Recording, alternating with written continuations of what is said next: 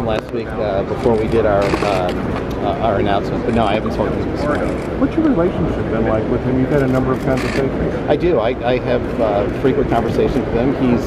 He's very accessible, very easy to talk to, and so I'm really pleased.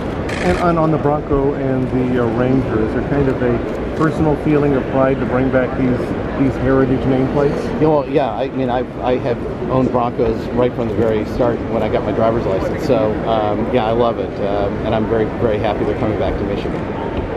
So when will the Bronco go on sale? We haven't announced that yet. But the Ranger will be 2018? 18. Yeah. How much different is it going to be? 18 build, 19 sale. With the technology, how much different is it going to be from the old Bronco? Well, it'll be a huge step forward. I mean, the technology's progressed very far, and it'll be off the T6 platform, and I think you're going to love it. So will it be right-hand drive? Will it be a global SUV? We haven't announced that yet. Bill, can you talk exactly? Happy New Year to you. Thank you. Can you talk exactly about how Bloomberg and Aspen, how you're all working together? I know you said partnering, but how does that? Well, so we're identifying cities that we can go to. We're actually partnering with them for thought leadership. As we start thinking about cities as customer, which is something that we're very much focused on. I mean, obviously, that's something very new for us, and we're doing a lot of listening, frankly. Because we don't. I think perhaps the traditional approach would have been to go in with a menu of solutions and say, here you go. It's really important that we listen to them first. And obviously, Mayor Bloomberg is putting together through Aspen Institute a really first-rate thought leadership group.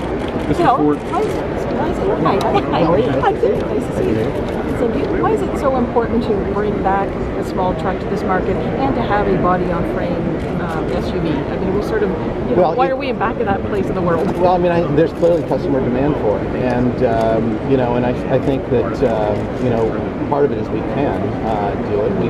We had the capacity both in our facilities and also in our product development cycle to reintroduce these vehicles. It is the right time. I'm very excited by it, and I think they're going to go over great. Now, body on, you mentioned the Bronco, and it's, it will be a true tough Bronco, real off-road vehicle. Do you worry about gas prices hurting those kinds of vehicles? We worry about everything all the time, but gas prices is something we can't control, and I think that we've planned our cycle plan going forward. You've seen all the electrification efforts we have, and so because it's a global, these are global issues and global products now that we're developing. So we're not really developing for localized anymore. So we have to take a very long view of where we think the world is headed, not just the U.S. Do you think this will land jobs? Will the new president of the United States be dictating Ford's management policy perspective where you make vehicles? And he's not. I mean, we made that decision. It was the right decision for us. It was the right business decision. We'll always make the right business decision for Ford. But I think it's important that we inform him of that. It's important that we understand his policies and where he's going. And I'll just say one thing, sort of parenthetically. Elaine Chao, as Secretary of Transportation, I think is a great choice. She, I know her well. I've known her in her prior iterations, both at Transportation and also at Labor. And she's someone that I'm very much looking forward to working with. Quick follow-up. Should we in Canada be concerned that Ford may produce fewer vehicles in Canada in the future if the president believes that it's in the U.S.'s best interest to produce more vehicles here? Again, we're going to make the best decision for Ford Motor Company. And Canada's been a great place for us for many, many years. I don't see that changing. Will this mean more jobs at Wayne Assembly? Well, Michigan Assembly. Yeah, we had 700 new jobs we announced with a $700 million investment. I'm sorry, Flat Rock. No, yeah, I meant Michigan Assembly. No change in Michigan. Yeah. And with the Bronco coming here and being produced here, can we see additional jobs down the line? Well, potentially. I mean, you look at the multiplier effect that autos have, and so whether there are jobs or in the supply base, I think that's something you can look forward to. Ford's Asia Pacific team's already had extensive development in that T6 ladder chassis. Right. Will we see more input in terms of the Bronco development? Potentially, yeah. I mean, Ford Australia's done a great job with that. Any concern about Ranger eating into the F-150 sales? Well, I mean, I think the best thing is when you cannibalize yourself, and I'm sure some of that will happen, but I'd rather do it than have someone else do it. And you said you have regular conversations with the president. Like, can you characterize those conversations? What are you guys talking about? We talk about all kinds of things, trade policies, currency fluctuations, tax policy. All the things that would affect our business. And I found him to be very informed and very respectful of our position. And what is that position? What have you been telling them in terms of what Ford's needs are? Well, that's private. That's private. But I'm very encouraged by some of the early indications on, particularly on tax policy. Corporate income tax rate, I think, is something that all American companies would like to see lower, and that's something he's indicated he's willing to take on.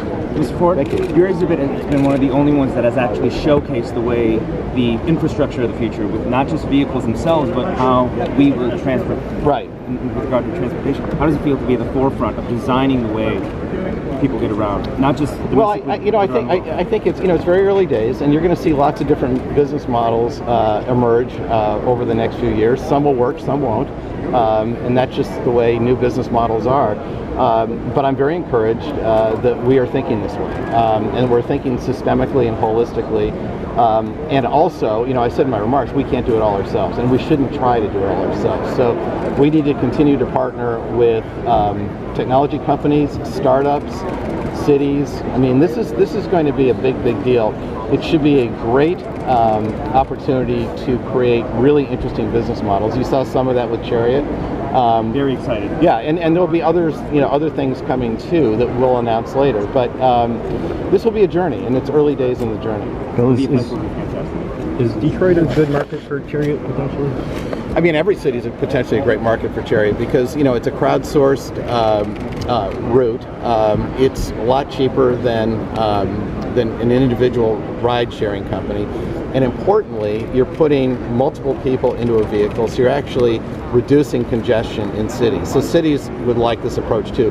And I mean, I know for a fact that Ford Smart Mobility has plans to roll this out to many cities because it should be applicable around the world. Has Ford already started meeting with any particular cities you can name? Yeah, well, San Francisco certainly, and Austin we're working with, Texas, and others will be named later, but not too much later. You mentioned the hybrid Mustang.